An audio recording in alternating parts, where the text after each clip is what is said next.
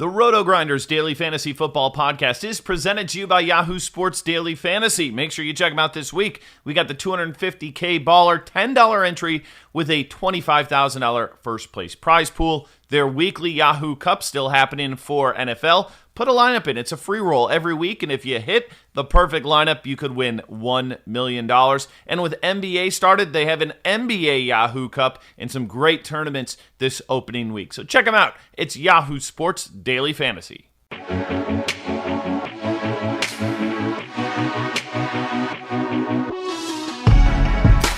Welcome back to the Absolutely Epic Early Week Podcast, Week 8. We've made it. We're at the halfway pole. Dean here, Dean 78904, if you want to get all technical on me. Batting first, leading off, usual suspects. It's one Travis Mangone. And note this, by the way, this will be the last time Travis Mangone will be fully paying attention because basketball starts this week and he'll be tilting from Mondays going forward from here as late night Lakers or something like that. What up, Mangone? How are things in your world? Yeah, I didn't realize that. That's a very, very good point. And yeah, probably pretty accurate. Like I got Lakers. I bet them. I got them at +1, and now they're at -2.5. So I jumped on that line early enough. Got the Bulls already on Wednesday against a terrible Charlotte team. Like NBA betting's in full effect. NBA DFS. Been already doing research. Enjoying life, man. Wow, you were betting Charlotte and the Bulls on Wednesday. I got to be honest, Grant. I had no idea Charlotte was playing the Bulls. Did you know this? No, I didn't. Yeah, Bulls are road favorites at -1, man. All over the Bulls, man. Hornets are terrible. That team, Bismack Biyombo is the third highest paid player on that team. It's an ugly sight. Some would say the Hornets will probably be better off tanking, but that's a whole other conference. I mean, some people think they should just finish, 8th in the Eastern Conference, losing the first round. But I think they should probably tank and try to get a good player and maybe be better in the future. But hey, let's talk some football. Of course, this is the first podcast you listen to, not the last podcast you listen to as far as DFS. It's a first look. We're taking a peek at Week 8 as far as what's going down in the NFL this week. Again, we concentrate on the main slate, so we don't talk about teams, of course, that are on a bye. So Baltimore and Dallas, not talking about them. Thursday night, Washington, Minnesota, not talking about them either. Monday night game, we don't have to talk about Pittsburgh or Miami, thankfully. The Sunday night game is a game available on Yahoo, but not on other sites as well. But Green Bay's playing Kansas City. Oh, R.I.P. Mahomes. Come back soon, man. They just stop the season until he gets healthy again. So sad. And no Zion either. Falling back to basketball for a second. Grant, what's going on, dude? How's life over there in Colorado? That's great. I'm on money this weekend. I'm happy. Good things. Life good. Life good. At least one of us won money last. It was a bad week for your boy. Sponsor site, Yahoo, I won, but not enough to make up for the old losses around the industry otherwise. Things that worked out poorly for your boy. I trusted Matt Ryan for the first time ever. And yeah, that doesn't work out well. Didn't. Well, I wouldn't say ever. I probably played him a couple of years ago. And I gave his whole pitch in this podcast last week. At least I think I did. I was talking about how I just want quarterbacks with legs. There's enough quarterbacks with legs. Like Gardner Minshew? Yeah, I mean, he's got maybe like one leg. There's a joke there someplace, Gardner with his porn stash. He's got 3 legs.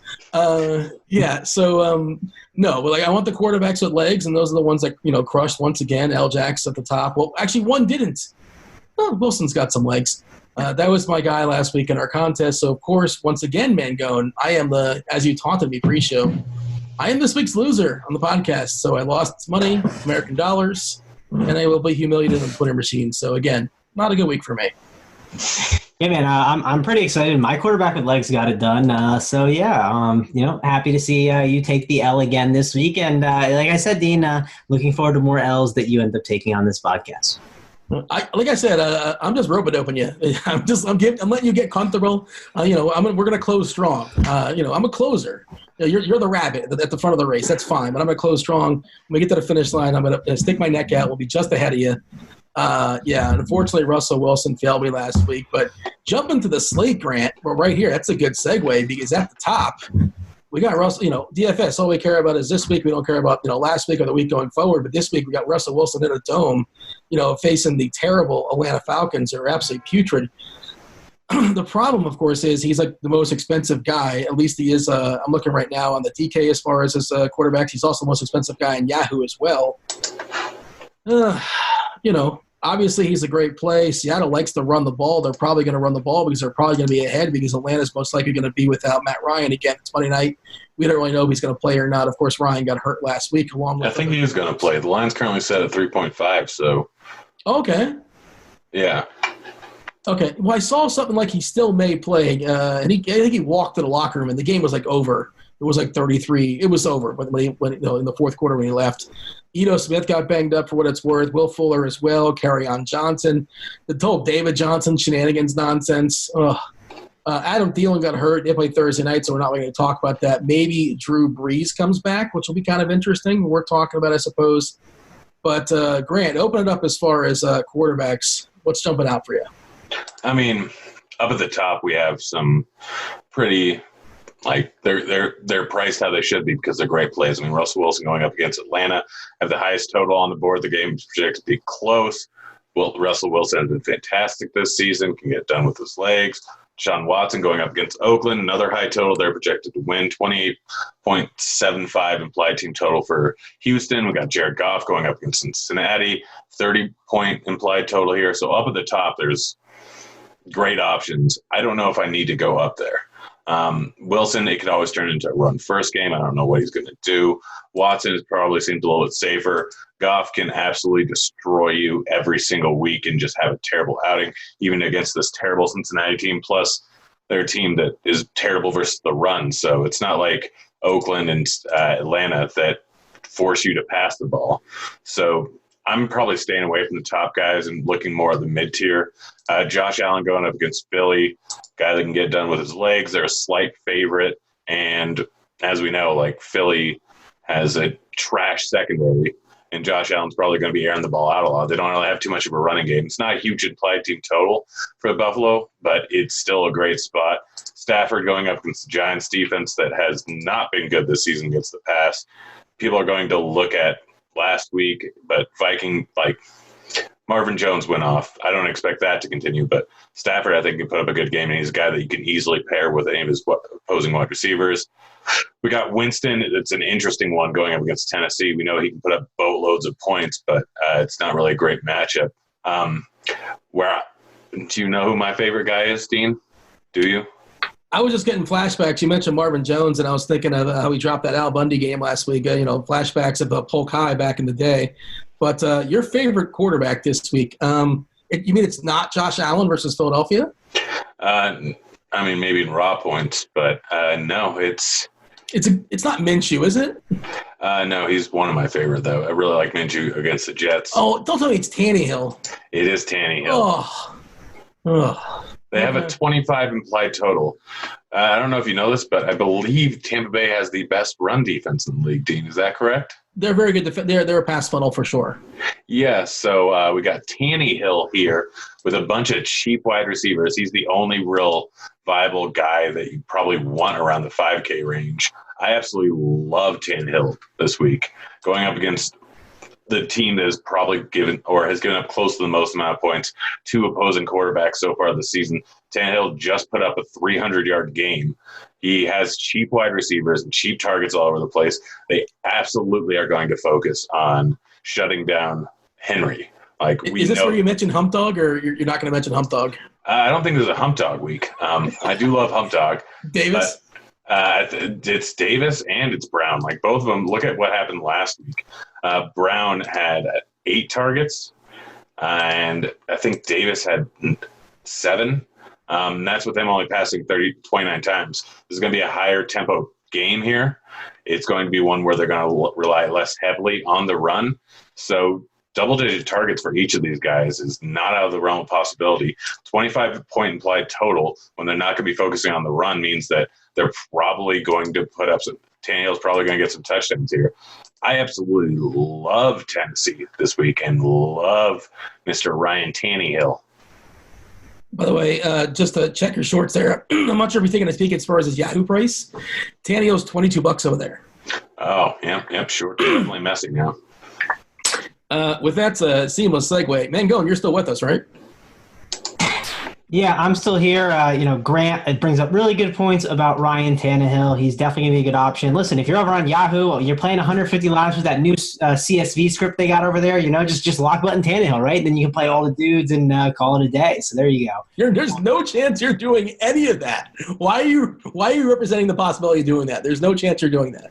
I'm just saying, if other people want to win money, there you go. That's something that could go down. You don't want to win money? Nah, man. Save it for some of the other people. I'll take it down on the showdown slates. That's been good. But back to the quarterback position. Like I said, Tannehill, really, really good option there. Josh Allen, definitely probably the raw points guy. I really like. He's a phenomenal option at 6,500. Definitely like him over on DK there. I like the Matthew Stafford call too. Listen, it's not Kerryon Johnson season, so with it not being Kerryon Johnson, it means it's Stafford. Like this Ty Johnson guy, I'm not expecting him to get out of nowhere be getting like 20 plus carries.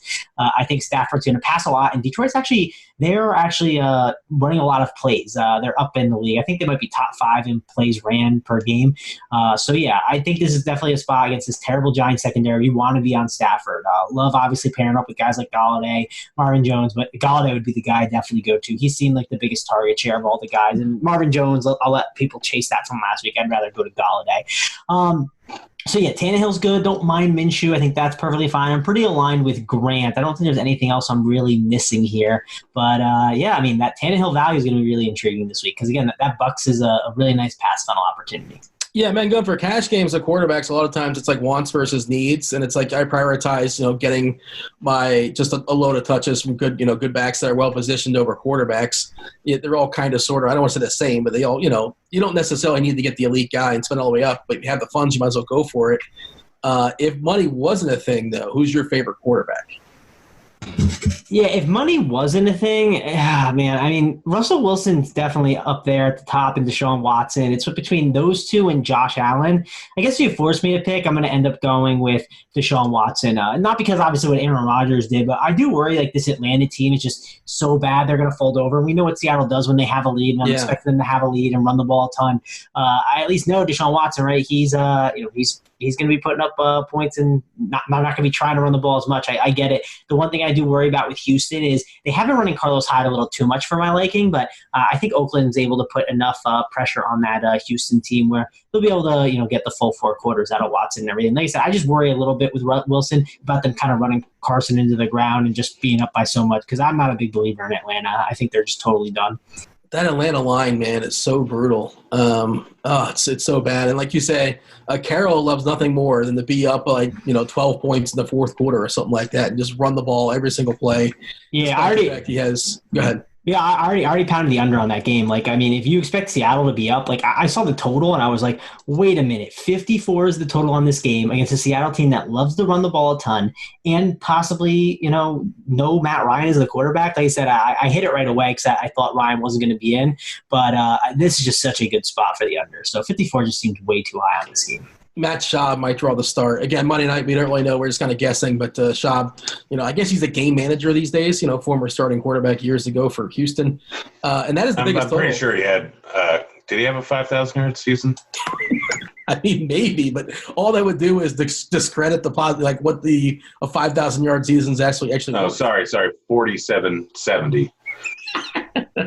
I mean, it's Benji Molina once hit for the cycle, or one of the Molinas. I think it was Benji, which just tells you how. Well, you're talking about one game. I'm talking about a full season where it was somewhere in the MVP voting. Grant, as far as totals, we have Seattle, Atlanta's 54, Houston, Oakland 51, Detroit, the Giants 49. Not a ton of totals that are jumping off the board. Again, if you guys are playing Yahoo Thursday night, not Thursday night, but Sunday night, Green Bay versus Kansas City, that's got a 48 total. That's an interesting game as well. But as far as I know we're talking about positions right now, but is there a game or two that kind of jumps out for you that maybe is appealing from a game stack perspective? I mean, outside of Tennessee, of course, it's Detroit and the Giants. Detroit and the Giants. Probably the Tennessee game. I mean, realistically, they have the 4th highest total on the board. And then Seattle, Atlanta. Those are the only 3 real game stacks that are jumping off the board that aren't just sneaky game stacks. The sneaky one is Tennessee, Tampa Bay. We know that's not crazy. I know I'm making fun of you, but that's not crazy. That's not great. It might be the best one on the board here. Like, tell me why, like, other than the fact that it's Ryan Tannehill, tell me why that game's not a fantastic game stack. Well, I mean, you got talented receivers on the Tampa Bay side. The Tennessee receivers are cheap. I'll give you that. Corey Davis is probably the most talented of the bunch. I mean, Brown, he's still young. Not Hump Dog? Hump Dog has just got no. And please, by the way, is this a revenge game? Wasn't he? Was he a Buck? Or am I confusing him with somebody else? He was, in fact, a Buccaneer last year. First blood revenge game for Hump Dog. Should we tell people who Hump Dog? I think you named it over on Sunday, so maybe you don't have the same listeners. But of course, that's Adam Humphries, who nobody, Grant's the only person to my knowledge that actually calls him Hump Dog. Is that what it's on your phone when you text him? Yes, when I text him.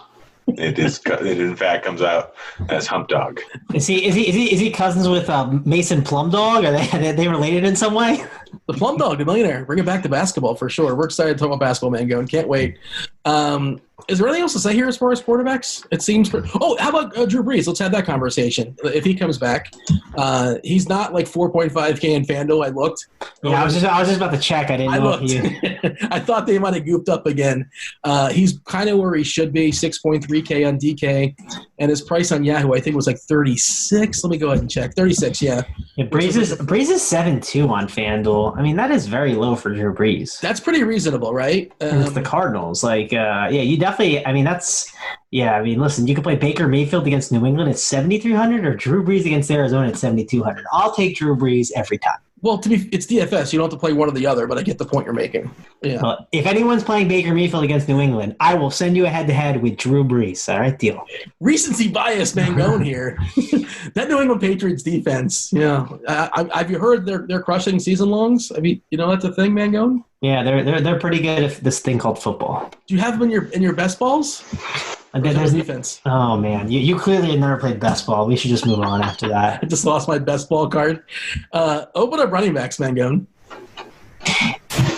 Yeah, so at the top, running backs, like Christian McCaffrey is like the big debate on the entire slate, right? If you look here, he's 9,200 over on DraftKings. Barkley 8,900, which is a good spot, but if you're forcing me to pick one, I'm taking CMC with what he's just been doing. But this matchup is really difficult against the Niners. Like I have some concerns here. If I have the money to get to him, obviously I'm going to plug him in, but I don't know. He's not like a jam-in guy for me. I guess I'll just go right to you, Grant, because like I don't know how to approach this situation. Like, are we just playing him and not caring, basically? I don't think so. I don't think I'm playing him. Like, everyone just gets so dead set on playing him each and every single week. He's 9,200 in a bad matchup. Like, I get that he's playing all the snaps, he's doing all that, but why would I not just go down to Fournette and Kamara or Gurley? Like, or Le'Veon Bell. Like, there's a bunch of good options that are drastically cheaper. Yeah, Carson's a good play. Yeah, Carson there too, right? Like, it's 7K. So, like, the step downs are really interesting. And listen, like, I don't really want to play Todd Gurley. I haven't played him all season. But listen, if Dean was running back there or Crane even running back there against Cincinnati, like, I feel like you're typecasting these running backs. What are you suggesting? Listen, Trav was running back there. Nah, if it's Jerome Bettis back there, the bus. What are you saying? You're just doubling down now. If it's Trav and it's like Tariq Cohen back there, but he's slow. Yeah, true, very true. But so, anyways, Fournette. That's another one I think that's good. Like, there's just so many really good options there that you can go to. So the other interesting thing is, like, Edmonds is now 6,200, like right next to David Johnson, who's 6,400. And listen, like, David Johnson at 6,400, I'd be firing away. But the problem is, Edmonds is there. Who knows what's going to happen, right? I think there's going to be too much of a split. And here's another interesting scenario going down. We have Austin Eckler at 5,900, and I get. Right, it's the Bears. People think the Bears are good, but they're not good against the run. They've struggled a ton against the run. And we get Austin Eckler, who, listen, I don't know why the Chargers would even put Melvin Gordon back out there from how bad he's been. They paid him. Who cares, man? It's called a sunk cost. Well, he's already getting paid. Somebody took Business 101 in college. Yes, you're right. So I dropped a little sunk cost reference. Nicely done. Well played. So, Austin Eckler is definitely a guy that I'm kind of intrigued by. I think he's a really, really good tournament play at 5,900. Again, it depends on like reports that we get, like what they're going to do. But I just don't see how they could go back to So not to cut you off, but I saw a stat. Don't quote me on this. I think it's 3 games in a row now. The Chargers have run for less than 40 yards. Of course, Eckler, it's a receiving yards that are kind of more appealing. And they also lost. I think they lost a guard. They lost an all of their linemen for what it's worth. Yeah, but here's the beautiful part. Like we like Eckler because he's PPR guy. Like that's DraftKings. Yeah, I dropped the qualifier. You heard the qualifier. Was it enough? I voiced that right. I guess I didn't catch it, but keep going. Yeah, by and the way, the thing Dean, about CMC. Melvin Gordon didn't get paid. What do you mean? He reported. Okay, no, well, yeah. Well, he's getting paid, but not what he wants to get paid. He's not getting Jalen Brown money. Pay. I can look at his contract, and he's getting paid. I don't know. It says he's seeking $13 million. Hey, Mangone, as a Boston Celtic fan, how excited are you about Jalen Brown's contract? Gosh, yeah. 4 years, $114 million. I saw that and I was like, man, like this guy better be really good. Like, I mean, he better be hitting this. Spoiler alert, Mangone. I know Jalen Brown's not that good, but like I was just like talking to myself. I was like, maybe Kyrie Irving leaving will help. Maybe he took a next step this offseason. I'm just trying to talk myself into the reasons why it could be good, even though I know it's a terrible idea. Yeah, what is it? The 5 steps of like reasoning and depression and whatever, but the acceptance. It's all okay. Right. We have 18-year-old Jason Tatum, so it'll be all good. He's still 18, right? He's like they cryogenically frozen him, and well, Dean, you only know players when they're 19, right? Triple J, I think Triple J is no longer 19. Why are we talking about basketball? This is a football podcast, guys. Stay on task. Yeah, Dean, you brought it up. The tricky part with CMC, especially from a DK perspective, he's the most he's ever been the entire season in the worst possible spot. And the step downs are all pretty positive. But Barkley kind of got dinged last week, assuming he's fine. I prefer him in the dome for cheaper against Detroit. We talked about, Carson against Atlanta should absolutely get 25 more touches again, if not more. Fournette can get 25 to 30 touches against the Jets, who are, well, we saw New England beat up on them. The Arizona situation, as far as, Johnson versus Edmonds, I don't know what to say on Monday. We got mixed reports on that where the only time that Johnson was in the game was like when Chase Edmonds was thrown up on the sidelines or something like that. They said that, it was an emergency situation, but Johnson was in there in the first or second series, so that wasn't really an emergency. And I also saw that maybe it had something to do with the fact that the field was wet and then that they got like some jitters and said, let's just play it safe with Johnson. Who knows? But I will say, Yahoo specific, Chase Edmonds is $16. Also, Latavius Murray, $18 against Arizona on Yahoo. If Kamara doesn't go, Latavius Murray, the pride of UCF. We're rolling with that, right, Grant? If Kamara doesn't go, I think he's going to go, though. Is that official? No, it's Monday. Do you really think it would be official? Dude, I don't know. As far as he's questionable. The thing is, like they know they want him for playoffs. So I don't think they mind. Like even if Kamara gives it a go, they might not run him out there like crazy. The price is $6,200 on Murray on FanDuel and DraftKings $5,800. He's definitely interesting, but we definitely need Kamara status. New Orleans also has a bye week the week after this week. So my guess is that the smart move is New Orleans sits Kamara and gives him 2 extra weeks. That's just my thought. But how are they going to beat this Arizona Cardinals team then? I mean, I'm told that running backs don't matter, and especially if you get a running back from UCF, that's an upgrade instantly. So why would you not just roll with Latavius Murray? He was solid last week. Yeah. Okay. I'll give you a cheaper guy. James White, 5,100 against Cleveland. I think that's an amazing spot for him. The PPR is so good. He's just been so consistent all year. I think James White's a really, really solid cash game play, even at that price. Like he's just solid for double digits, and he might be able to help fit in some guys. So, James White's really good. I don't know what we're going to do with Ty Johnson. Like, is that actually going to be a thing that we do this week? He was on the field for 2/3 of the snaps last week, and that's what carry on taking some snaps as well. So he was the clear, default bell cow, whatever you want to call it. So if he can get 75 to 80% of the snaps against the Giants, yeah, I'm certainly interested. Well, I don't think that people are going to flock to him because of what placement running backs have done recently. First of all, they're going to cut down on the total amount of runs. McKissick's the third down guy, and he's going to be used more. And Johnson's not that cheap at $4,900. Like, you can get Coleman or Breida going up against Carolina, who has been not great versus the run so far this season. Or you can just go up to other bell cow guys and go with Philip Lindsay there against Indiana or Indianapolis for $5,800 or $5,600. Eckler at $5,900. Jacobs at $5,800. Devonta Freeman at $5,500, who prior to getting thrown out this last week and it being a complete and total blowout, he was getting 20-plus touches a week. He punched my team right in the face, along with Matt Ryan. Yeah, you and me both. Yeah, well, I mean, the Johnson thing, he got a ton of snaps, and like we'll have to see how that develops as far as how snaps works, as far as McKissick as well. And it looks like Johnson carry-on's going to be out once again. Again, this is Monday; we don't really know, but I do think he's kind of sort of interesting going forward in a matchup there against the Giants. I think it's a pretty good spot for sure. The tricky part you mentioned there with Grant is those San Francisco guys are just kind of split in the backfield, and I assume they had a ton of carries this last week because the field was a mess. They both got a good share because that game ended like in 2 hours and 30 minutes because it was just all runs. What was it, like 9-0 or something goofy? It was silly, right? 9-0, and they only had like 20 pass incomplete. It was something silly. 20 carries for Coleman, 62 yards, 8 carries for Breida, 35 yards. And, the passing game on both sides was an absolute disaster. You really can't read too much into that, and obviously they're going to throw the ball a little bit more going forward. Hey, Mangone, you mentioned White. Do we think that Burkhead's going to – you're under the assumption that Burkhead's going to be out next week, that's why we would play him? Yeah, that would definitely play a huge factor into it. But who knows, right? It's the Patriots. But I think the price is really, really nice there for him.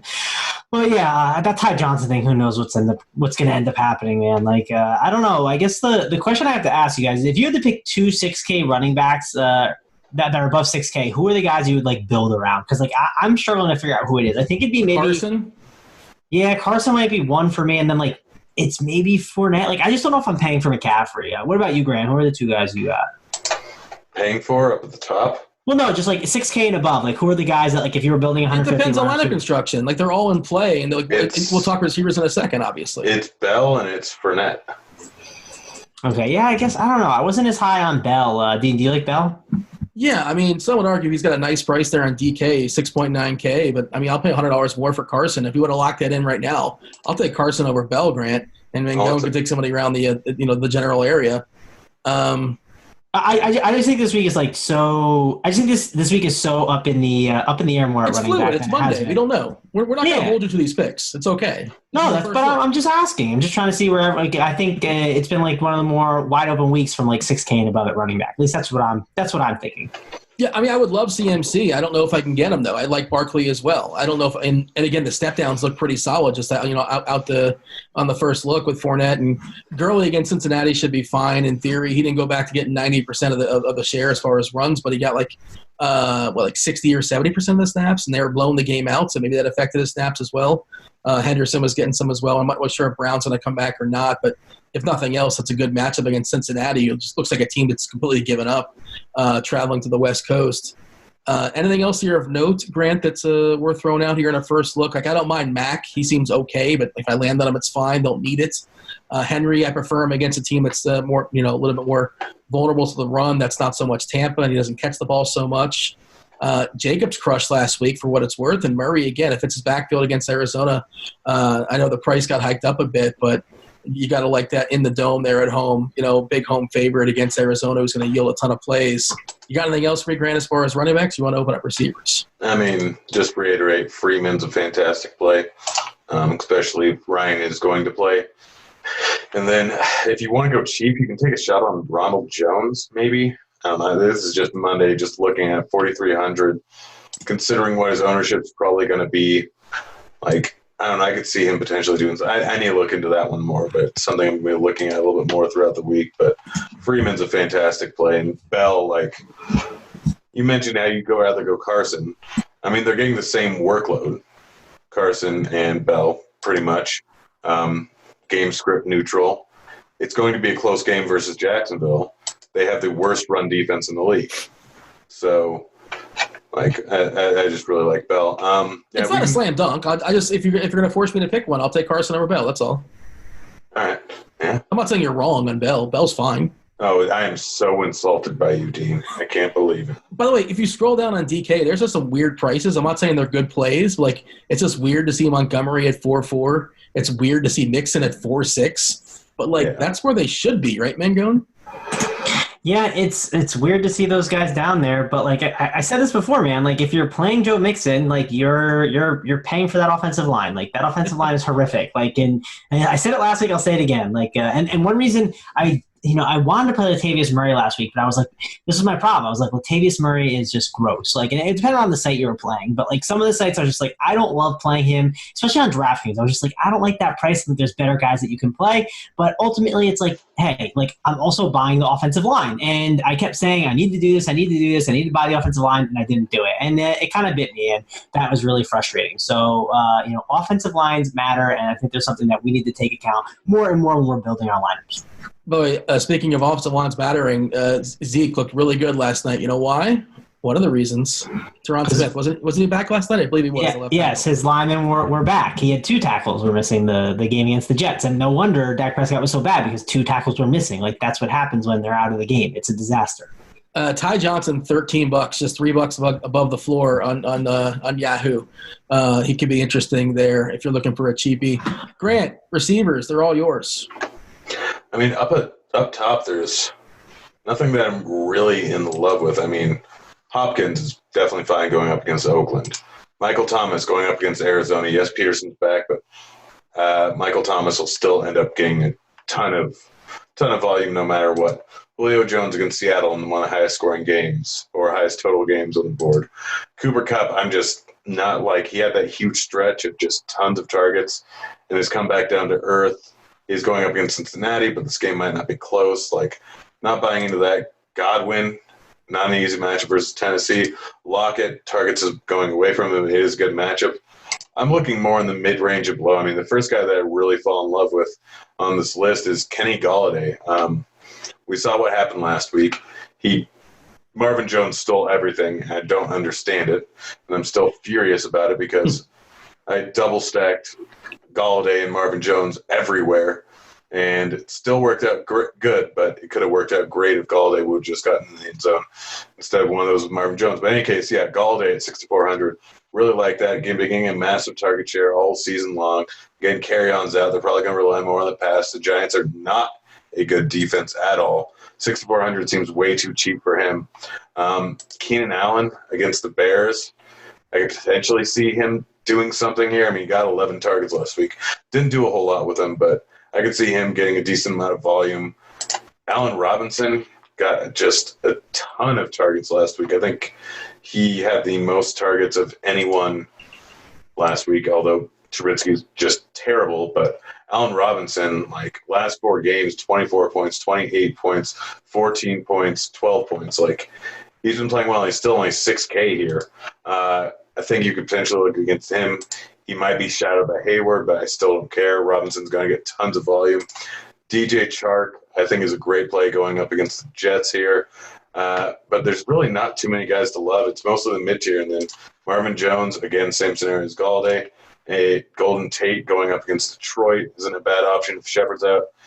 And John Brown going up against this terrible, horrible, no good, very bad Philly secondary. I really like him. We haven't really seen him go off for a massive game yet. Like, he had a chance this last week, but the quarterback missed him. Yeah, for a 50-yarder, unfortunately. Hey, Mangone, I'm not sure if you're listening to those names. 2 of those guys were 1 and 2 as far as the air yards this last week. They crushed it. 1 at 209, 1 at 170. The next guy, Julio Jones, at 139.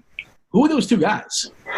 I was totally blanked out writing my blog, as you'd say. So I was. Are you playing Fortnite? I know you're excited about the new season of Fortnite. No. Someone was messaging me about tight end, and we were talking tight end, and then I was talking Austin Eckler. I was all. We're talking about tight ends on or you talking about, what kind of tight ends are we talking about? The Saquon Barkley type, or what a tight end? Football, or what are you talking about? The football ones. But someone brought up a good point in one of my chats, and You're liking there on Twitter.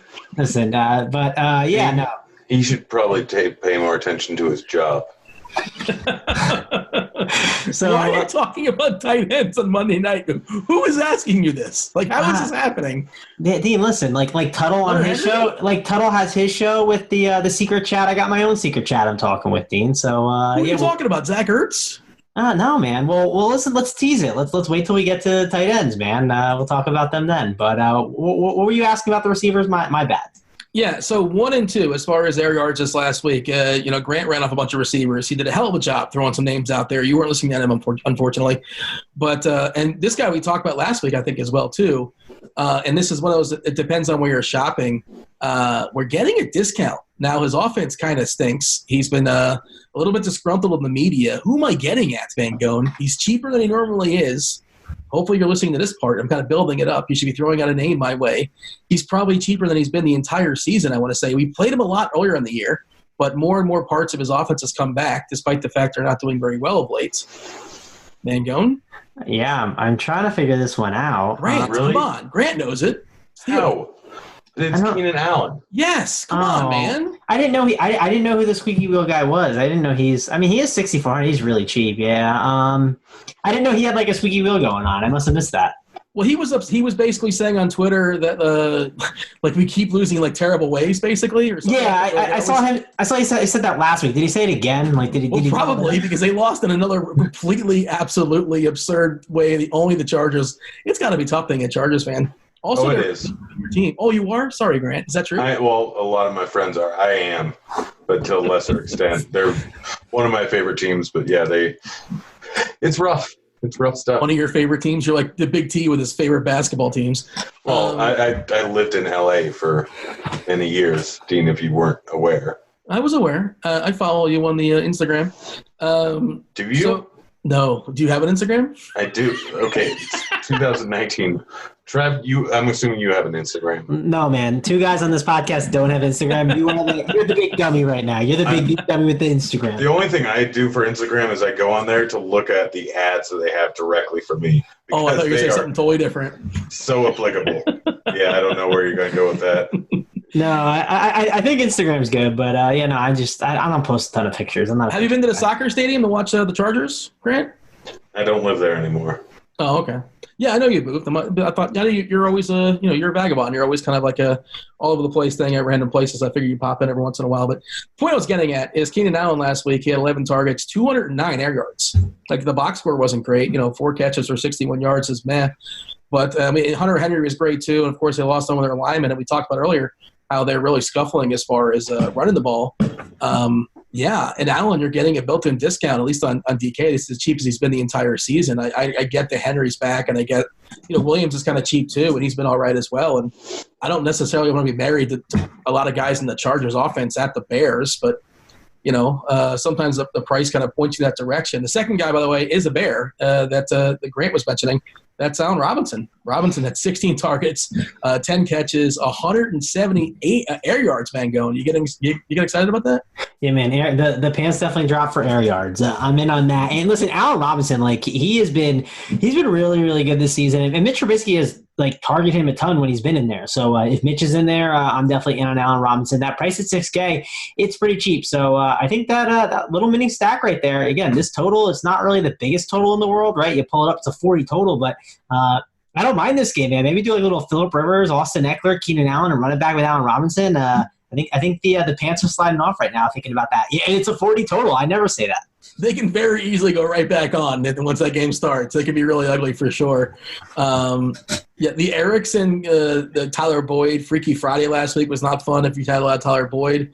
Boyd is now super cheap at the Rams. Oh, Boyd still had 14 targets last week. You still want to be in on Boyd. I think he's got a dumb FanDuel's crazy. They have 5,600 for Tyler Boyd. I don't know what they're doing over there. Fitzgerald, I know he's been really bad, but he's got a dumb price too on FanDuel. None of those guys moved. 5,400. Well, Fitzgerald's been terrible. Let's just say that he's not been good. I know, but he's maybe he's just dust. Maybe he's just old. That's what the kids say on the Instagram. They say dust. That's what Grant says. Maybe that's the case, but I don't know. It's just it's such a nice price, and all of the plays being run in that game. They love to throw the slot. Larry Fitzgerald's on all the slot stuff. It's so tough, but FanDuel's got a lot of cheap receivers in that 5K range. I think a lot of the construction is going to go that way for sure.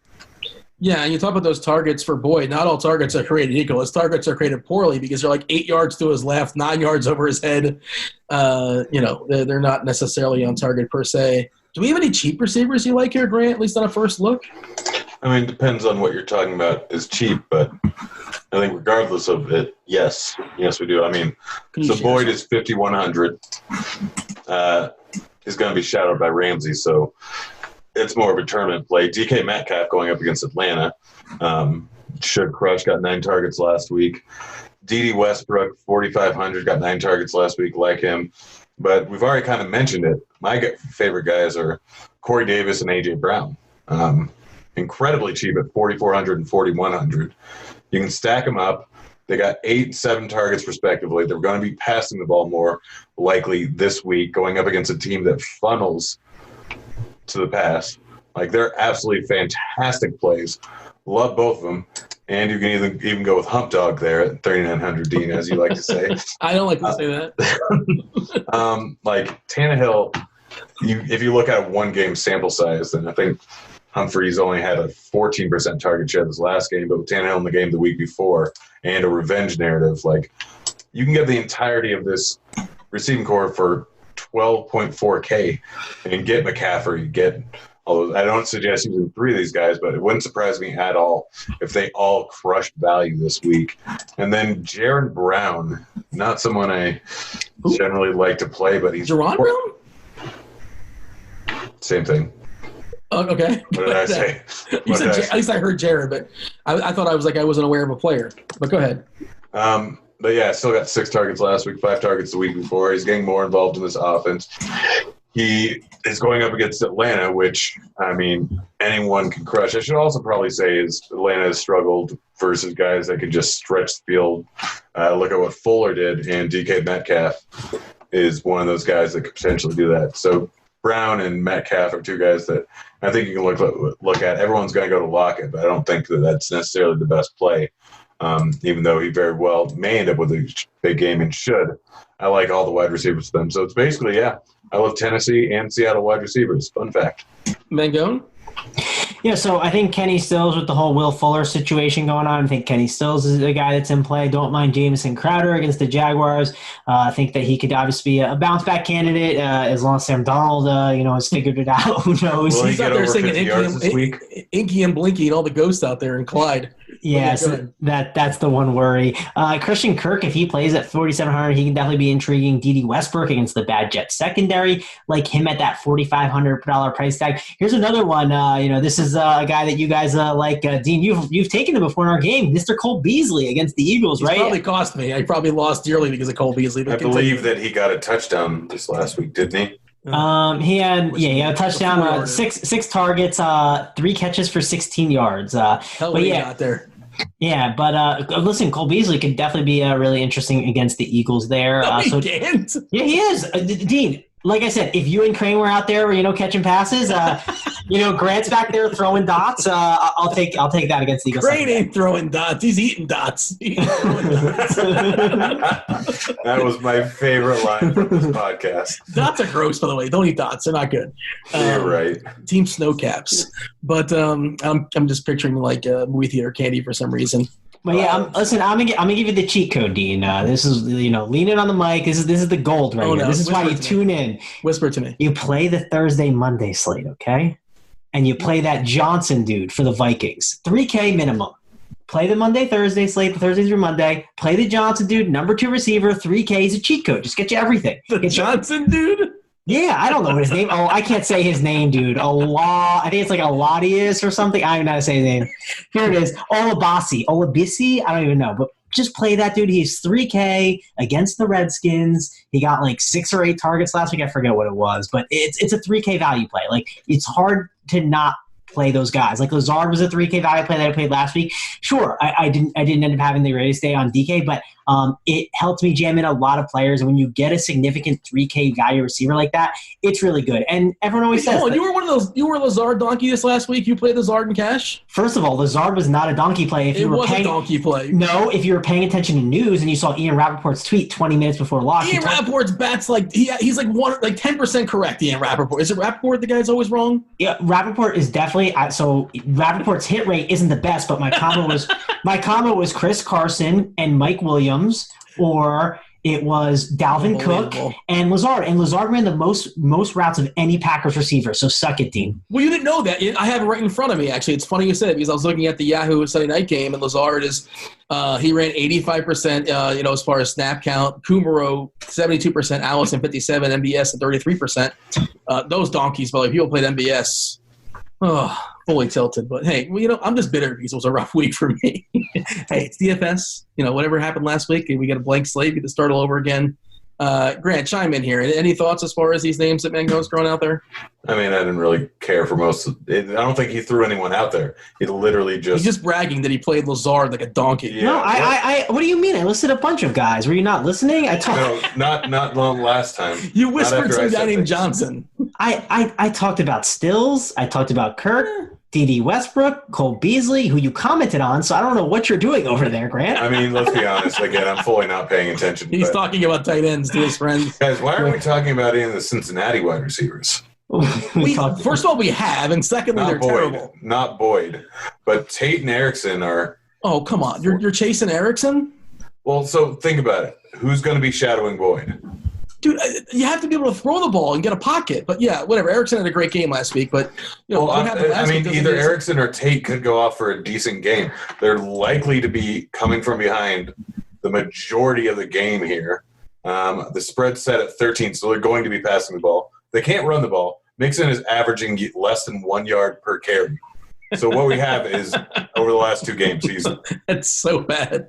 10. It's just ridiculous that 2 straight weeks, 10 carries for 2 yards and 8 carries for 10 yards. Yeah. So they're not going to try and run the ball, and this game script does not favor running the ball. Boyd is going to be shadowed by Ramsey. Boyd isn't a good enough wide receiver to really do anything. So where is everything going to go? Boyd is the GOAT. Boyd The punter's the best player for Cincinnati. I mean, that might be fine, but we don't care about how good they are. Here's Care the thing, about Grant, is Jalen Ramsey going to follow Boyd into the slot? Because Boyd does get slot work. I can't remember. I think What did he do last week? He's on a new team, obviously. So, I guess that sort of matters as well. I think he And just also shadowed Julio, which Julio went out of the slot. But also he's getting more incorporated in this offense. He's going to have another week of practice under his belt, but I still think likely, especially in this matchup, when's the Rams bye week? I don't know. Maybe they already had one? I think it's 9. This makes for great. Okay. But in any case, I have to assume that Ramsey's mostly going to shadow Boyd because there's no point in him being wasted on either Tate or Erickson. And he's still getting acclimated to the playbook. So, I mean, this is Monday. This is an early week podcast. But Erickson or Tate could go for a massive game, and they're super cheap. Why are all the guys I love at 3.5 to 4.5 K? This is not going to go well for me. There's also no touchdown equity there. With Erickson? Anybody in Cincinnati. This is probably the part in the pod where we go to tight ends. I mean, they're projected for 2 touchdowns. So, Or 5 field goals. honestly, I didn't close to 6 field goals. Yeah, you're right. But in any case, we want full point PPR sites. Erickson and Tate are going to get volume if Ramsey does, in fact, cover Boyd. The Rams secondary outside of Ramsey is not good right now. It is not good at all, if I remember correctly. So, yeah, why Erickson or Tate could do something. Dalton at one point was a serviceable quarterback, and yes, they have a trash line. That just means quicker passes. So bad. Okay, so what's the lowest amount of passes Dalton's thrown this season? Well, they're always probably playing from behind, so he's probably thrown a good bit. With again, not all throws are created equal. He's not nearly as efficient as a guy like Russell Wilson. That's fine, but when he's throwing to a guy that's 3,700 and 4,100, 4,200, and he's throwing to them 10 times in a game, doesn't matter how bad the targets are. 10 targets for 3,700 or 4,100 is way too cheap. Dalton hasn't thrown less than 36 times this entire season, and he's probably going to be throwing a ton here. So I don't care if they're trash targets. If Ramsey does shadow Boyd, then Erickson or Tate should end up with a 15-point game. All right, Mangone, we got to lock Grant in here. He's got to pick one of these receivers, right? I mean, dude, I'll take my boy Olabasi Johnson. No, he's not even the main stop. You can't take that.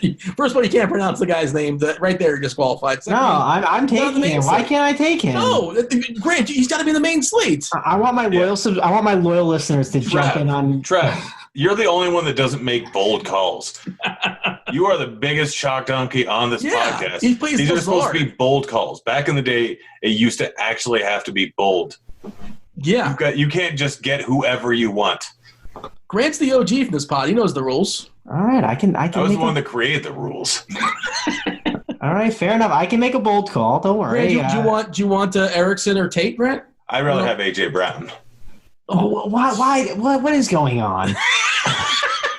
Let's move on to tight ends, like I said. Someone else is listening right now and going, Mangone was right. Let's move on to tight ends. Well, you have the tight end cheat code, by the way, because you're talking to your boys that have the secret tight ends this week. So spill it. You teased it earlier. Tell us what's going on as far as tight ends. It's not really a cheat code, but I mean, I just think it's a massive week for Kittle. Like I think the Niners are going to obviously use him a ton. This is going to be one of those really competitive back and forth games. I love Kittle here in this spot. I think he's like probably my top GPP play. I'm going to load up on him. I think people could get a little nervous about playing him and just want to go to some of these other guys. I just think Kittle's too good of a play. Like I'm probably going to load up on him on turn. Do you find the money for him in cash though? No, cash I don't think we do, but if the money falls to me, sure. Like I'm fine with it, but I just think tournaments he's such a strong play. Like Kittle hasn't really had that massive game yet, and like Shanahan's a wizard, right? He'll find a way to make it. He'll find a way to get the guy involved. Like I'm expecting an explosion spot for Kittle. And last week doesn't count because the field was a disaster, and like he couldn't run his normal routes, I presume, and they just ran the ball a ton. So yeah, right? Yeah, like I mean, he's had some solid weeks, but we haven't seen like that like blow up week. And I think as everyone says, the Julio eruption spot. This is the Kittle and Bits eruption spot. Well, how about the Kelsey eruption? That's not coming, right? He's $22 on Yahoo, which I think is the cheapest we've seen him all season long. But of course, his quarterbacks. Do quarterbacks matter, Grant? Well, if Grant goes to the game next week, then Matt Moore will start. So it depends if Grant goes to the game. Yeah, that's true. Son of a biscuit, Matt Moore. Yeah, good job. I'm so excited to go to watch Mahomes. Like, I don't like going to games in real life, but it's Mahomes. Like, all right, I've got to go. It's on a Thursday night. Doesn't interfere with my work. And then Matt Moore, who likes to play NCAA football on game stations as himself. Is this true? I'm unaware of this story. No, it's not. I just know it's not true. But he used to. My buddy knew him, and Dean, you've heard this story on the pod. Like I think Grant has mentioned this. Really? Yes. I must have been talking about tight ends to my secret your secret chat. You know who's really not slowing down, boys? As far as tight ends? I mean, this is what you should have been talking about, is Waller. You guys aren't talking about that in your chat, Mangone? No, I thought you meant Saquon Barkley because, I mean, it doesn't matter what day of the week it is. Yeah, Waller's fantastic. He finally got a touchdown last week. In fact, he got two. But the dude's getting a massive equity share in targets. He's putting up points on a week-in, week-out basis. The guy has 2 30-point games so far this season. Actually, 2 30-point games in the last 4. The problem is I'm not sure this is the right matchup. Houston definitely funnels targets away from opposing tight ends. Not that he still can't get it done. They won't occasionally put him outside, but I don't know. Doesn't he basically line up as a receiver? I could be wrong on this. I feel like he does. He does quite a bit, but I don't know if this is. I'll definitely use him, but I'm not in love with him like I was last week. To me, tight end, like I'm probably using quite a bit of Hunter Henry. Chicago funnels targets to tight ends. If Jared Cook plays, I might be using him because it's Arizona. Sure. I really like Delaney Walker, which may be a horrible idea. But he is going up against one of the worst teams in the league versus the tight end. He was decent at the beginning of the season. He was hurt last week, and I don't think he caught a pass. He was forced out of the game. He had an ankle injury. So that's one thing keeping me away from Walker. But Hawkinson should be in an increased role now that they don't have carry on. He could potentially get a larger workload here. Still a talented guy. Then Darren Fells is not the worst idea in the world. Oakland hasn't been great versus opposing tight ends. Fells can still get used in the red zone. He's getting some – like this is just a GBP dart if you need cheap tight end is the worst idea in the world. But really, like for me, it's Hooper who actually has a decent matchup versus Seattle. They're going to be passing the ball a lot. It's Henry who has a good matchup versus the Bears for opposing tight ends and should get a large amount of volume. And Everett continues to just keep getting targets. You look at the last 4 games, 10, 5, 11, and 8 targets. Like the volume's there, and Cincinnati's not a good team. So maybe I'll spend up on Waller and Kittle, which apparently I might have to because all of the wide receivers I want to play are 4K. But I think it's Kittle and Waller aren't fantastic plays; they're just fantastic players. Yeah. By the way, I'm just seeing on Yahoo, Kelsey is the fourth most expensive tight end, which is kind of weird to see. He's tied for the fourth most expensive tight end. Hooper, Kittle, Waller, Ingram, same price as Kelsey as well. Henry, $21, $1 short of Kelsey, but they did price up Hunter Henry to some degree on DK, but he still looks like a pretty solid buy, getting a ton of usage there thrown his way. And we talked about Williams. We talked about Allen. I hate to get too much of that Chargers offense, but they're all pretty reasonably priced individually. Anything else to say as far as tight ends, Mangone, or shall we just kind of get to our nonsense and get out of here? Yeah, Hunter Henry, I like the call with that, with him in the slot. He's getting a ton of slot usage, which is really nice. And listen, I'll stay on brand. I've been like all over the place, like on going to different slates. If you're playing the Thursday, Monday, Bigger Smith, 2,500. There are a ton of two tight end sets. So there you go. That's your 2,500 play to jam all the dudes. Who was that again? Bigger Smith, man. Oh, I think you said Baker Smith. I'm like, who's Baker Smith? You're saying Big Irv Smith? Is that what you're saying? Yeah, man. Vikings tight end. They ran a ton of two tight end sets. He got 6 targets last week. They don't have a ton of receivers there, so they're going to run a ton of two tight end sets against a really, really bad Redskins team. Under the assumption that Thielen will be out, right? I would assume Thielen's going to definitely be out on a Thursday. That seems to make sense, at least. Yeah, he's out pretty much. It's pretty much confirmed. Do we talk about defenses, boys? Anything to say here? I mean, it's Monday. What are you going to say? I mean, the defenses don't matter. Yeah, I retired from hot take defense plays because that didn't work out the last time. It's the Patriots. Yeah. Cleveland's line isn't very good, right? Cleveland's line isn't very good. Baker is, in fact, not very good. I mean, Jacksonville's in play at 2,900 because if you're seeing ghosts out there, what are you going to do? It's going to be ugly. Tennessee's interesting at 3,200 because when Jameis Winston's on the field, anything can happen. The Rams defense is interesting because when Andy Dalton's out there with the bad offensive line, anything can happen. Like that, those are all pretty good plays. Yeah, the old anything is possible analysis. Kevin Garnett all of a sudden makes an appearance on the pod. It's defenses, right? The highest variance, and it's also hard to kind of give a read because we don't really know who's healthy and who's not going into the Sunday slate. You have a game stack, Grant, in case people are just tuning in now, and I imagine you're going to give one last sales pitch as far as Tennessee? You do realize this is a podcast, so if they're just tuning in now, it means they've accidentally been playing it for about 45 minutes. It's Tennessee versus the Chargers. You know what's happened is they wanted to click ahead. Maybe some people just want to hear our nonsense, so they go to the end just to hear the nonsense, or maybe they submitted an answer to our question, in the comments, and they want to see if they won themselves a T-shirt. That's possible, in theory. That is, in fact, possible. Unlikely, though. Mangone, any thoughts here as far as game stacks? I think if you're submitting a comment to win a T-shirt here, I think you're a loyal enough listener where you go all the way through. Like, I think that's a thing, but maybe I'm wrong. Maybe people considering we don't put the question until the end, pretty much they have to. Yeah. But I'm saying that's called a tease in the business. But do you think there's someone that says, I'm not going to listen to any of this content, I'm just going to go to the question every week to type in the comment section, when we know there's not a ton of comments and it's not hard to get a T-shirt? I think what happened is once they heard me say hump dog, they said, screw this, I'm going to the end. Good old hump dog. I'm not listening to this nonsense. I was in until the hump dog. But, what are we doing for our bet this week? Are we doing high-priced running backs or low-priced wide receivers? Those are the two that you threw out there. I'm trying to see if I like a low-priced wide receiver. Your boy Beasley and hump dog. I don't love any of these guys. I feel like I want to have somebody a little bit more that I can kind of stand that I actually like to a decent degree, as opposed to throwing a dart at one of these terrible receivers. Mango, what's your thought here? Yeah, I kind of would rather go to the running backs and feel a little better there. Go back to Bell. Oh, you're not on Bell, Grant? Yeah, no, I'll take Bell. You take Carson. Who are you taking, Trev? Yeah, I'm perfectly fine with that. And, Grant may have baited me into making a different style kind of pick, off the board, hot take, right? Not taking some easy play. Are we doing point per dollar? That's the first question I have to ask. Yeah. I don't think I'm a 3K guy now. No, but so if it's raw points, I'm going Leonard Fournette. If it's not raw points, I'm going to go Austin Eckler on you for the point per dollar. And I'm going to make a little hot take there, not be a cash chalk donkey and take Fournette. I'm going to go there with Eckler. And I think he's going to have a really big day. So suck it, team. I don't know why you love Eckler so much. No, I understand the Eckler call. Chicago is giving up a just boatload of they have a 27% target share to opposing running backs. This is a perfect spot for Eckler. They're like top 3 and giving up fantasy points to running backs over the past 5 weeks. he's basically a receiver. I mean, he'll get like his 5 or 6 carries. Maybe. Oh, and this is not FanDuel, right? This is DraftKings scoring, where that's pretty good, right?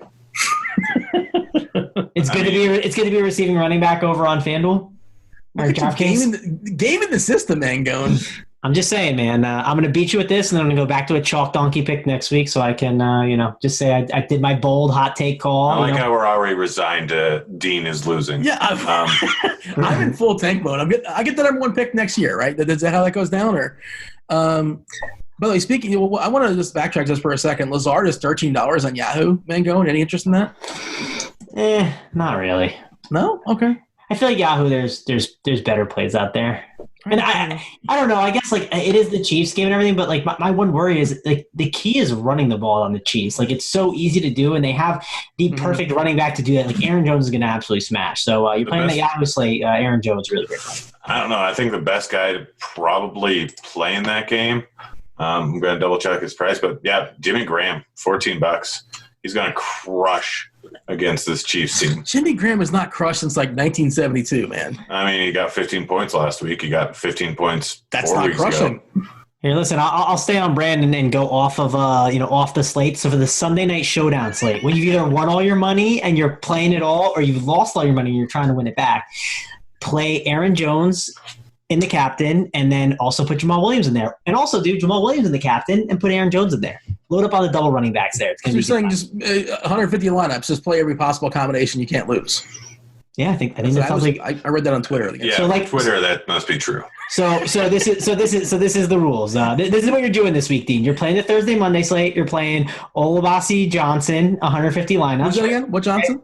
Olabisi Johnson. Olabisi. Then you're playing the Yahoo slate, 150 Tannehill lineups. Then you're playing the DraftKings slate, 150 Eckler lineups. Then you're playing the Sunday Night Showdown slate. You're playing 150 Jones and Jamal Williams lineups. And then I'll go to Monday Night Football. You're playing 150 Steelers defense lineups against Miami. Then I get evicted because I'm out of money. I can't pay my bills. Well, yeah. I'm crashing. Grant, can I crash in your couch? Is that cool? I mean, that's fine. I've got multiple of them. Listen, as Grant taught us pre-show, if you lose, you have all the credit card points. This was our pre-show conversation. By the way, if you guys haven't figured it out just yet, this is the nonsense portion of our podcast. What other nonsense do we have here, Grant? Well, you're losing bet. You're losing tweet. Let's save that just for a second because let's give out a T-shirt to somebody. Grant, the question last week, do you happen to have it in front of you right now? Yeah, it was from Sneaky Snaky. It's not Sneaky Sneaky, actually. The dude was at a bachelor party in my hotel suite in the Venetian. Yeah, so they had 10 guys in there, which I've been there before, in this almost exact same scenario, except for we filled up the bathtub with ice and booze. Sure. But they all got completely hammered. One of them peed on the elevator buttons. Sure. Which why wouldn't you? Have you peed in an elevator before? I know I No. You think he reached like the 50th floor? Like what kind of aim do you think this guy has? I mean, he peed on the belt. Yeah, that's a good point. I mean, it depends on how tall he is, too. You got to fact. There's a lot of factors we probably shouldn't delve into, but continue. Yeah, and so then apparently someone peed on the mattress, so they threw it out the door, which makes sense to me too. Tripped over someone sleeping. Yeah, just normal Vegas stuff, which I've been involved in many of these things. We're rewarding debauchery, basically. So sneaky, snaky, slide into my DMs. Hit me up on RotoGrinders. Hit me up on the old Twitter machine.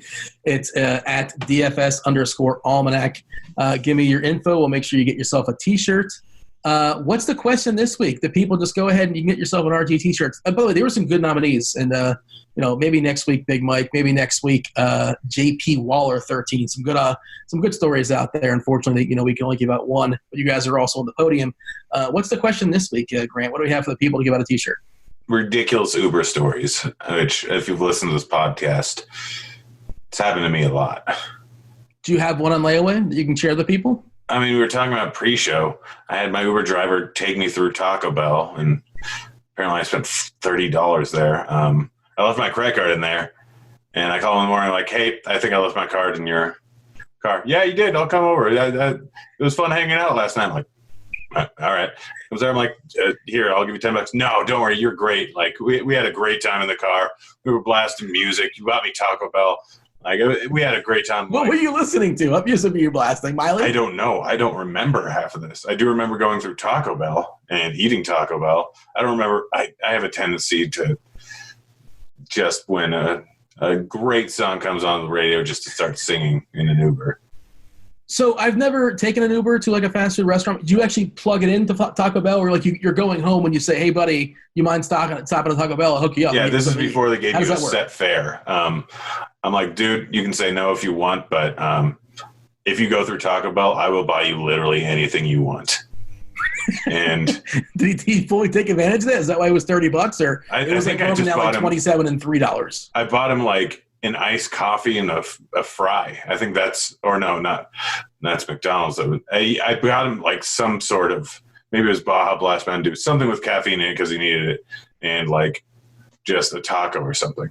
I don't drink a lot of soda these days, but Baja Blast, why is that? Why does it get no respect? That's delicious. It's quite possibly the best soda. Why is it? It's exclusive to Taco Bell. It's the PepsiCo, organization, whatever. But why is that not available in stores everywhere? Mangone, are you aware of Baja Blast? Yes, I am, because I go to Taco Bell Lake Grant, and I appreciate Taco Bell Lake Grant. So you also like the nacho fries, though. It's delicious. Whoa, the nacho fries were solid, man. I mean, listen, they weren't like they're not like the first thing on the list, but nacho fries aren't bad. I'm not a big fan. I'm just ready to get to Dean's losing tweet. I'm just stalling. That's why I'm asking questions about Taco Bell. I've never had the nachos before at Taco Bell. All right, you ready for me to read off your tweets, Dean? So we should tell the people, if you want to win a T-shirt, leave a comment here. You'll see the RotoGrinders. It's on the RG page, obviously.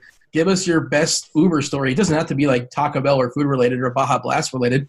Just your best random Uber story. Do you happen to have one, Mangone? I feel like you're not a big Uberer. Dean, quit stalling. Yeah, I'm not a big Uber guy, so we can move on and head over. All right, why can't I stall? All right, fair enough.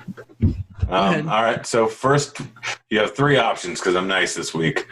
First one is on my way to the local CVS last night. On my way to buy some zesty Doritos, I saw a nice squirrel pounding off next to a trash can. Spent the next 15 minutes watching and cheering him on. Never been more proud of a Monday night outside of the new stain on my jacket. Why am I wearing a jacket?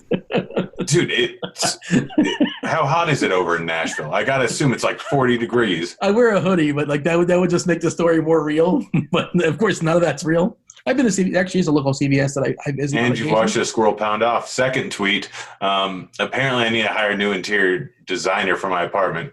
I invited a nice lady over for some Fortnite and some zesty Doritos Locos Tacos, and she left in a fit after she spotted my ludicrous fat head on my wall next to my lube and tissues. Guess I'm spending another night alone with Luda. Oh well.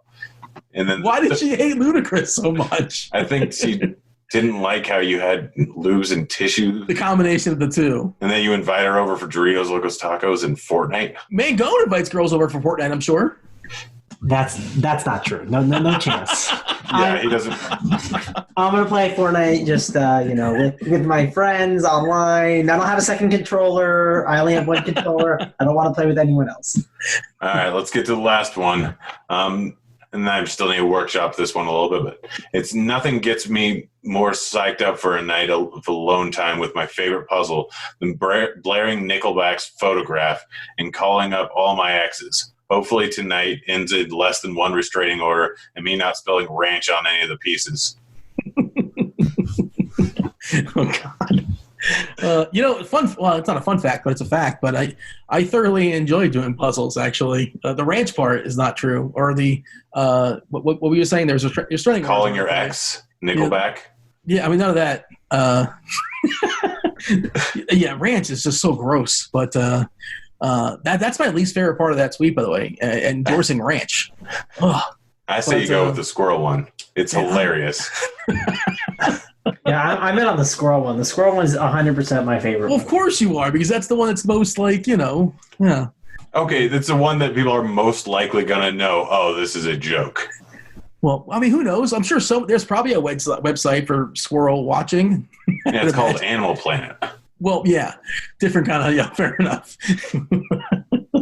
That's a channel, actually, but yeah, maybe we'll go with that. I just send them to me, and I'll pick one, and we'll have a good time on Tuesday for sure. At least you guys will. Two of us will. You and a squirrel? I'm gonna do what I always do, Dean. At noon, I'm gonna send you a message and be waiting for you to post that bad boy. So. And me, I'm just like in a corner, like, no, I guess. In the corner with your looted fat head. Dude, why? Does anybody have a fat head these days? Is those still a thing or no? I don't think so. I don't think they are. You got a fat head in the wall there, Mangone? No, man, no fat heads over here. If I had to pick one person that probably had a fat head, it would actually be Trav. I would think so too. like Tom Brady or something like that. I don't know who's his favorite player. I mean, dude, Aaron Rodgers, man, the go. Yeah, you have an Aaron Rodgers fat head? No Rodgers fat head. I do have his autograph on a Green Bay Packers football helmet, and I have Brett Favre's autograph on a picture, and I have Paul Pierce's. So 3 of my favorite players. Oh gosh, yeah, it's not like I have an autograph from DeAndre Jordan on my forehead. Is this the picture of Paul Pierce? Is this when he shot himself, or is this a different picture? No, he's like, I'm looking at it now. He's dribbling past Kobe in the finals. Actually, a cool picture.